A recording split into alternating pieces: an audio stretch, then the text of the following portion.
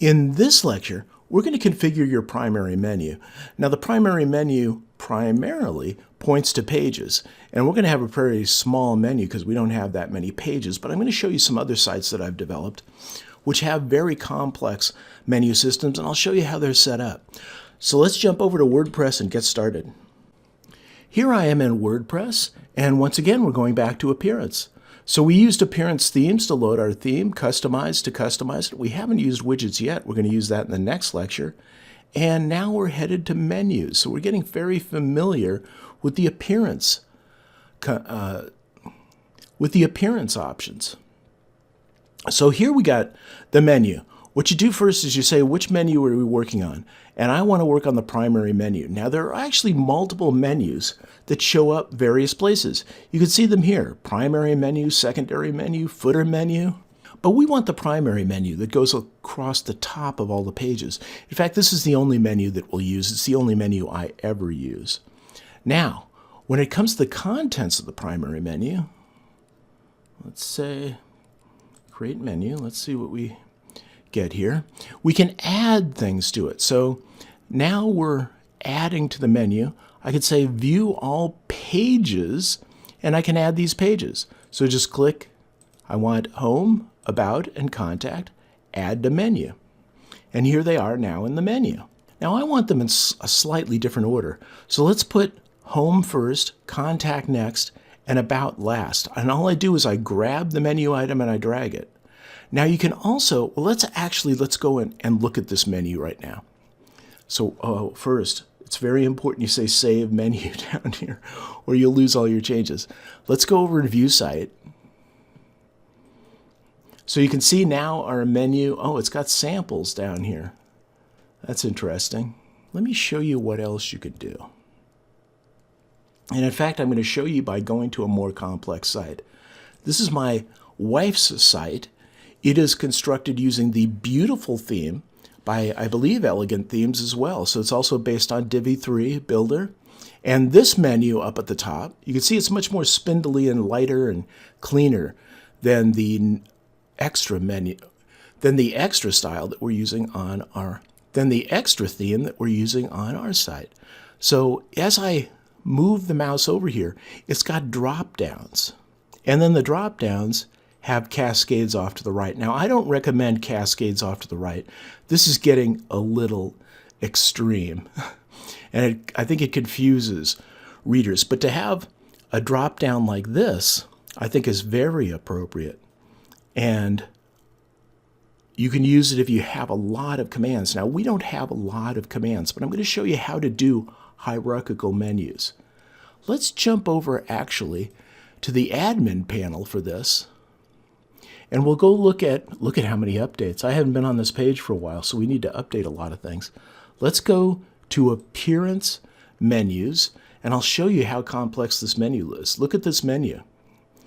So the way that you make the indented hierarchies, the cascade, is that you pull the menu item over to the right, and this becomes a sub-menu. Children's books is now a sub-item of books.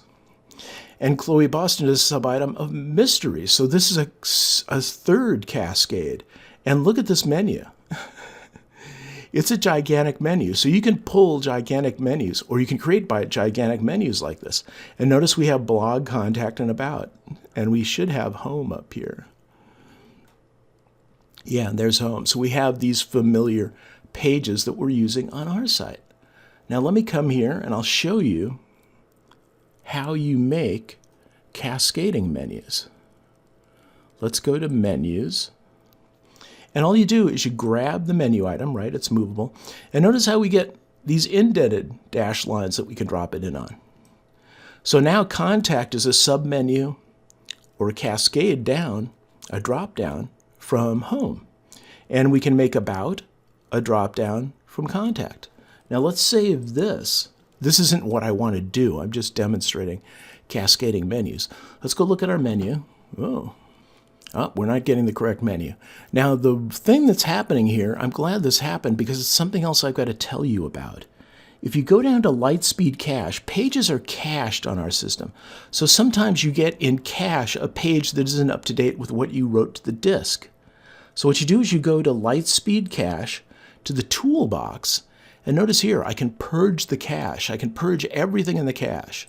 So let's do that. Purge all cache successfully. Now, when I go back here to view the site, I still don't see my cascading menu. Okay. You're going to be difficult with me. And we have sample down at the end. And this is actually out of order, so it's not displaying my menu. So there's one other thing that we've got to do. We modified the primary menu. All right, so we've got primary menu. Primary menu is not what's being displayed. So we've got to go over to customize the theme. And this has its own menus thing. Here's menus. View menu locations. So the primary menu is not selected here. Notice as you create these menus, you can assign menus to them and say, use this one. So what we've got to do is come here and select primary menu as our menu. And now you can see we've got our cascade. So it wasn't the cache, but I'm glad I showed you that because sometimes you have to clear the cache. But it was having to assign the primary menu here to the menu options. And this was, once again, let me make sure that I didn't go through this too quickly. Oh, I've got to publish this first. Okay, cancel, publish, get out of here. How to find this is under Appearance, Customize, which we're familiar with. Then go to Menus, and under Menus, View All Locations, and the primary menu, make that the primary menu. Once you do that, then your menu will show up. I don't know what menu it was displaying by default. It wasn't my menu. So let's go back here to Appearance, Menus, and we'll uncascade our menus just by dragging them to the left. So we want them all at the same level. And we'll save menu. So all we really needed to do was reorder these, and we saved it. Now we should be seeing, our 3 menu items. Now you don't necessarily need home because, let's go to About. If you click the logo for the website, you always go back to home anyway, but a lot of people don't know that. So I always put a home on my menu. So we have Home, Contact, and About. And you can see how pages are primarily used up in the menu. Now you can put other things in the menu. Let's go to Appearance, Menus. And notice this was just the pages that we were viewing, but you can actually link to posts. So I can put in my all blog post formatting post as a menu item. I can put in custom links. These are links to URLs off the site or even on the site if you want. You can link to any URL from a menu item, just give it a name. Here's the link text, the name of the menu item. So let's say we want something called, what about Udemy? And then we make that go to